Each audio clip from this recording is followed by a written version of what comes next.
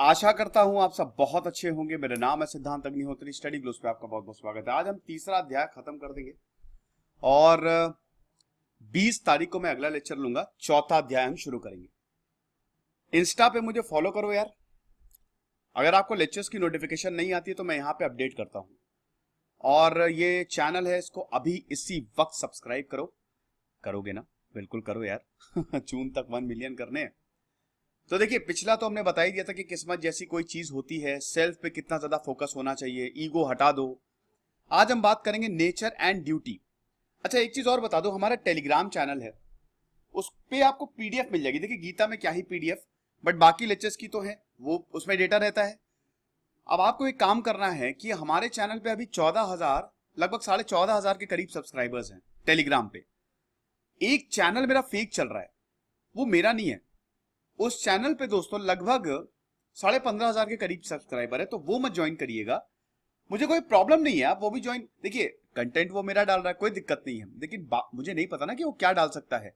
मान लीजिए आपसे पैसे मांग ले तो उसका जिम्मेदार फिर वही होगा, आप लोग मुझे बोलेंगे। तो इसीलिए ऑथेंटिकेटेड जो चैनल है वही ज्वाइन करिए। हाँ, फेक चैनल मत करिए। तो चलो नेचर एंड ड्यूटी की बात करते हैं।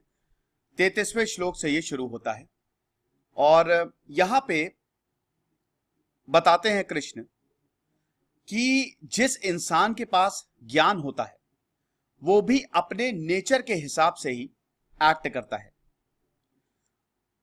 जो लोग होते हैं उनका फंडामेंटल नेचर, उनकी प्रकृति क्या होती है, उसी को ही फॉलो करते हैं। तो रिप्रेशन से कुछ होना जाना है नहीं। मतलब यहां पे बताने की कोशिश की जा रही है कि जो प्रकृति है, it is the mental equipment. मतलब आप जब पैदा होते हैं तो आपकी एक प्रकृति, आपका एक फंडामेंटल नेचर होता है ना। अब ये बड़ा एक खतरनाक पॉइंट पे हम जा रहे हैं।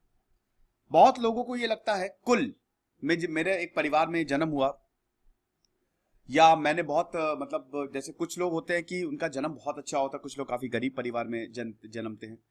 अब गीता में इसका बताया गया है कि आपके पिछले कर्म के हिसाब किताब, अगर आपने बहुत अच्छा कर्म किया तो आपका जो जन्म होगा वो बहुत अच्छे कुल में होगा, और अगर आपने कर्म अच्छा नहीं किया तो आपका जन्म अच्छे कुल में नहीं होगा। मतलब जो आज आप भोग रहे हैं वो आपको पिछले कर्मों की भी सजा है, ये कैरी फॉरवर्ड हुआ है।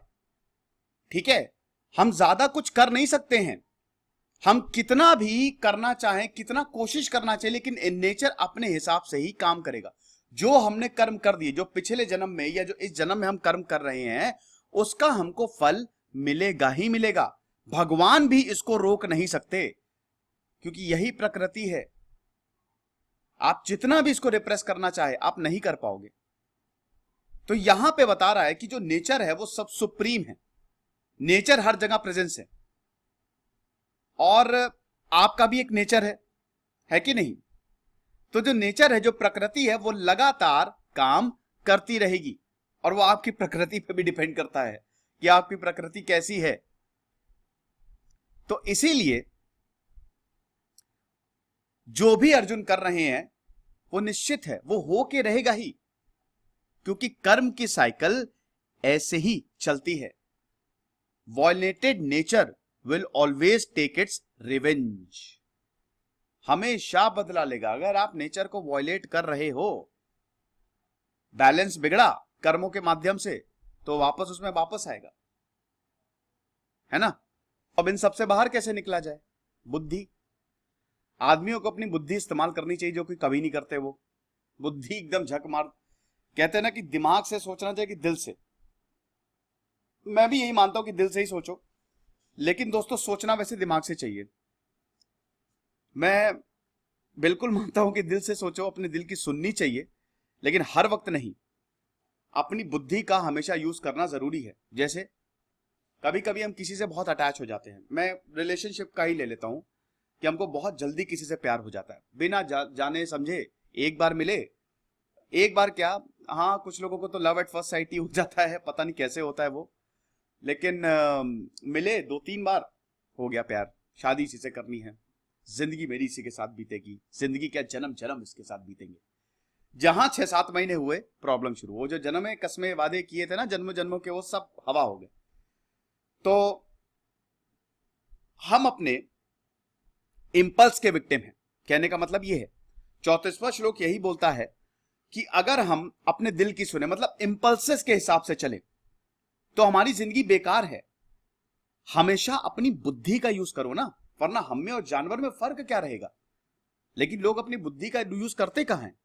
तुरंत रिएक्ट करेंगे, भिड़ जाएंगे, किसी से लड़ जाएंगे, खत्म कर लेंगे रिलेशनशिप, खत्म कर लेंगे अपना करियर। बहुत सारी चीजें होती हैं जो हम बुद्धि से नहीं सोचते।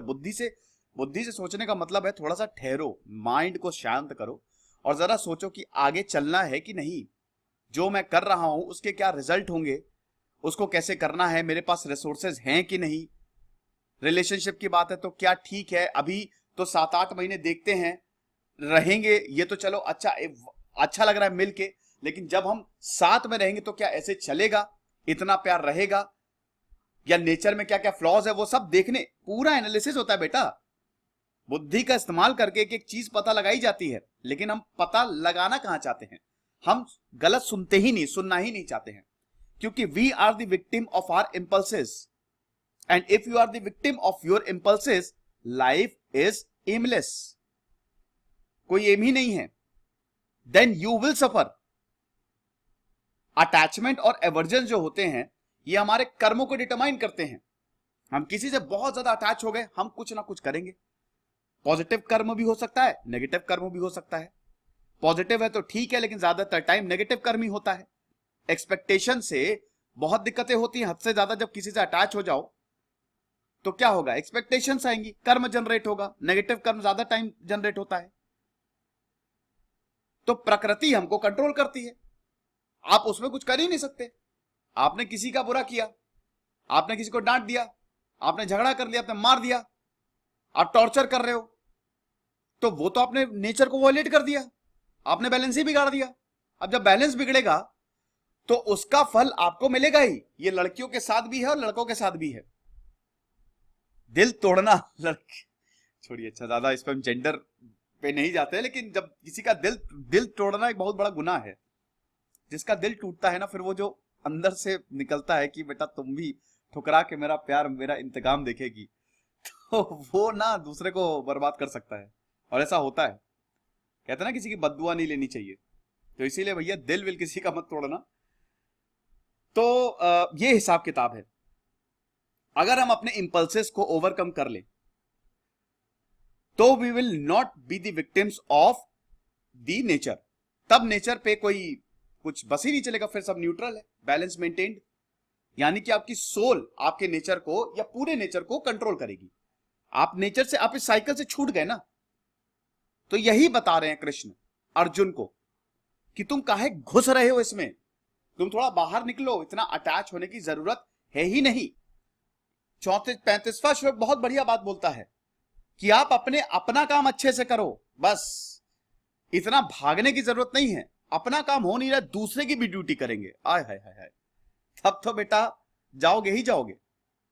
जरूरी नहीं है कि आपके पास ढेर सारे टैलेंट हो। जो एक टैलेंट है, जो एक काम आपको दिया है, बस वो बढ़िया से कर लो, कमिट होके कर लो।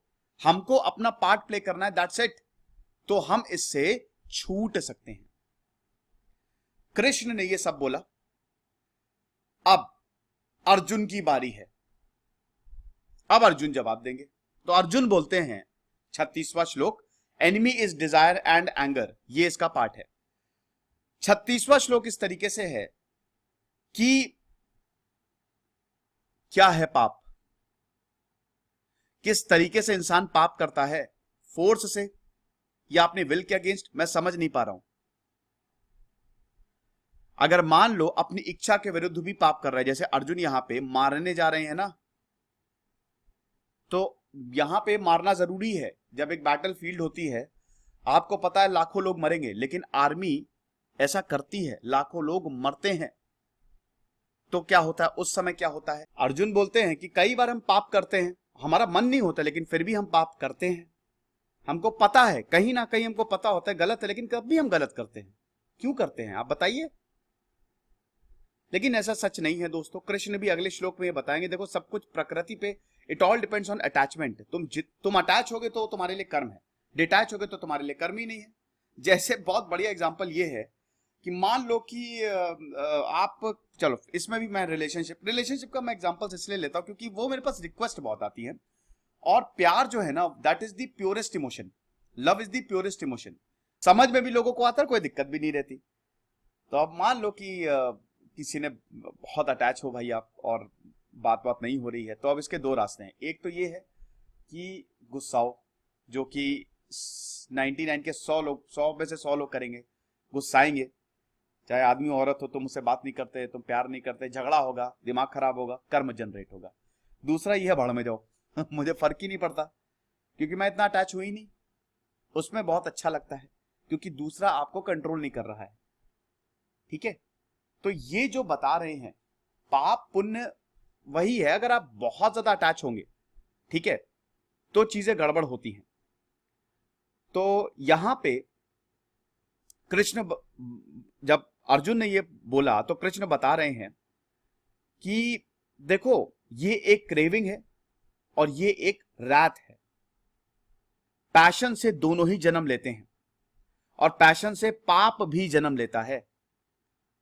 No this to be the enemy here, मतलब बहुत ज्यादा पैशनेट होगे तो ये दोनों चीजें जन्म लेंगी। दुश्मन भी जन्म लेगा, गुस्सा भी जन्म लेगा। हद से ज्यादा किसी चीज के लिए पैशनेट हो, मुझे कुछ भी करके वो पाना है। जिस तरीके से आग को धुआं ढक लेता है, शीशे को डस्ट ढक लेती है, गंदगी ढक लेती है, वैसे ही तो बाकी सारी चीजें भी पैशन से ही इन्वेलप्ड होती हैं। पैशन के अंदर ही सब कुछ होता है और वो जब इन्वेलप खुलता है, वो लिफाफा खुलेगा तो सारी चीजें निकलेगी। इन्वेलप्ड इज विजडम, ये भी बताते हैं। इन्वेलप तुम्हारी विजडम है, तो उस इन्वेलप को खोलो नहीं, उसको बंद रखो।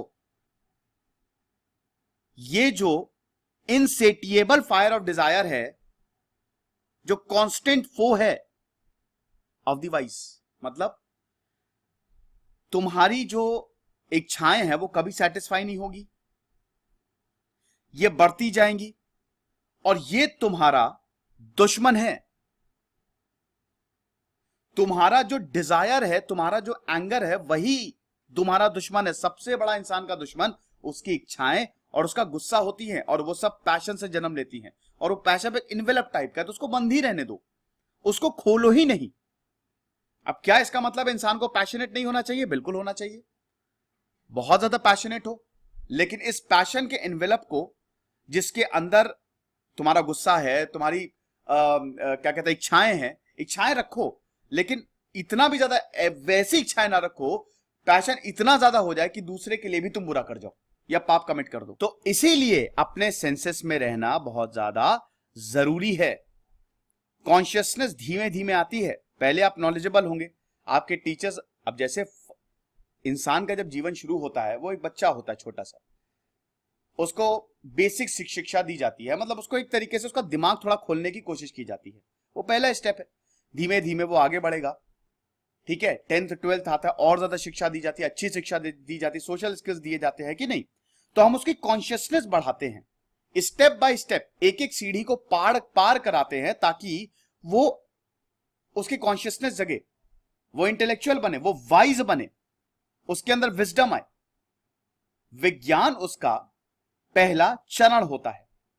आपने वो कहानी सुनी है? एक बार क्या हुआ, मैं आपको कहानी सुनाता हूं विक्रम साराभाई की।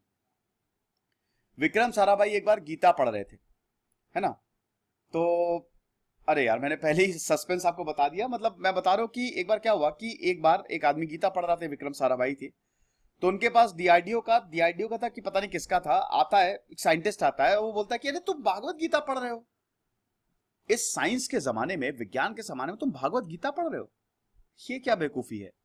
अरे विज्ञान के ऊपर ये सब बकवास है, मूर्ख लोग गीता पढ़ते हैं। तो मुस्कुराया आदमी और बोला कि तुम कहां काम करते हो? बोला कि मैं तो डीआरडीओ में काम करता हूं। बोला अच्छा। इतने में ही 4 लोग आते हैं, एक बड़ी सी कार आती है और वो एकदम स्तब्ध। बोला कि आप कौन हैं? बोला मैं विक्रम साराभाई। जो गीता पढ़ रहे होते हैं वो विक्रम साराभाई होते हैं, और वो इतने बड़े साइंटिस्ट जिन्होंने इसरो बनाया। और वो जो इंसान विक्रम साराभाई से ये पता नहीं था विक्रम साराभाई है वो, जिनको वो बेवकूफ कह रहा था, वो खुद विक्रम साराभाई के इंस्टीट्यूशन में काम करने आया था। तो यही कहने का मतलब है कि कॉन्शियसनेस जो होती है वो स्टेप बाय स्टेप जगाई जाती है। अब ऐसी कॉन्शियसनेस से फायदा नहीं, ऐसी पढ़ाई से भी फायदा नहीं जो आपको विजडम ना दे। जितना ज्यादा हायर हम जाएंगे, जितना ज्यादा, इसीलिए कहते हैं ना जितना हो सके पढ़ो। पढ़ाई देखिए, सिर्फ देखिए पढ़ाई बहुत सारी चीजें होती है, किताबी ज्ञान खाली नहीं, आपके एक्सपीरियंस से आता है। पढ़ाई आपका एक्सपीरियंस भी होता है, पढ़ाई लेक्चर्स भी होते हैं। आप लेक्चर सुन रहे हो तो ये सारी चीजें आप अपने अंदर डाल रहे हो, ज्ञान बढ़ता जा रहा है ना। तो पढ़ाई खाली, बहुत लोग बोलते सर मैं पढ़ नहीं पाता। अरे कोई बात नहीं, लेक्चर सुन लो, यूट्यूब पे तो बहुत अच्छे अच्छे लेक्चर्स हैं। और अगर आप पढ़ नहीं पा रहे हो तो धीमे धीमे पढ़ना शुरू करो, हर दिन 20-30 पेजेस पढ़ो। लेकिन हाँ, किताब पढ़ने से बहुत दिमाग खुलता है और पढ़ने का थोड़ा सा एक अलग मजा होता है, ठीक है। तो इसीलिए अगर हम अपने सेंसेस के हिसाब से डील करेंगे, अपने सेंसेस को कंट्रोल में रखेंगे, एकदम शांत रखेंगे, तो हम फ्री हो जाएंगे। ना गुस्सा आएगा, ना पैशन आएगा, ना डिजायर आएगी, नथिंग विल बी देयर। क्योंकि हम तब अपनी बुद्धि का यूज करेंगे और तब हमको फ्रीडम मिलेगी। ओके, तो जो आपकी इच्छा है, जो आपके ईगो से जन्म ले रही है, उसको थोड़ा कंट्रोल में रखो। और जिसको ये पता है कि किस तरीके से इसको कंट्रोल में रखना है, और जिसको ये भी पता है, जो सरेंडर कर चुका है, जिसको ये भी पता है कि हमको कब गाइड लेना है और गाइडेंस के लिए वो बोलता भी है, उसी के पास ही पावर आती है। कहते हैं ना, ज्ञान उन्हीं को मिलता है जो ज्ञान की खोज करते हैं, भगवान उन्हीं को मिलता है जो भगवान खोजते हैं। भगवान मतलब कि इनर लाइट। बहुत लोग इसका मजाक भी उड़ाते हैं क्या क्या, लेकिन दोस्तों आपको बता दूं कि जब बहुत ज्यादा इंसान परेशान होता है ना, तभी वो शांत, तभी वो गाइडेंस की तरफ जाता है, तभी वो भगवान की तरफ जाता है। भगवान मतलब यहां पे आपकी एनर्जी बिल्कुल अलाइन हो जाए, जो आपके अंदर प्रॉपर है, जो आपके अंदर छुपा हुआ है, जो आपके अंदर रोशनी छुपी हुई है, वो प्रज्वलित हो। ये तो ये चैप्टर, ये अध्याय जो है, ये बताता है कि कर्म करते जाओ, लेकिन कोई अटैचमेंट ना रखो। अटैचमेंट रखो, सेल्फिश अटैचमेंट ना रखो। मैं तुमसे प्यार करता हूं, बिल्कुल प्यार करता हूं, लेकिन मैं तुमसे इसलिए प्यार करता हूं क्योंकि मुझे वो मिल जाएगा, वो गलत है। समझ गए? तो दोस्तों ये जो तीसरा अध्याय है, फाइनली हमने कर्म योग को पूरा किया। और मुझे बताइए कमेंट बॉक्स में आपको कैसा लगा। और अब 20 तारीख से हम चौथा अध्याय शुरू करेंगे। तेज सिद्धांत अग्निहोत्री साइनिंग ऑफ। चैनल को सब्सक्राइब करो। Thank you so much.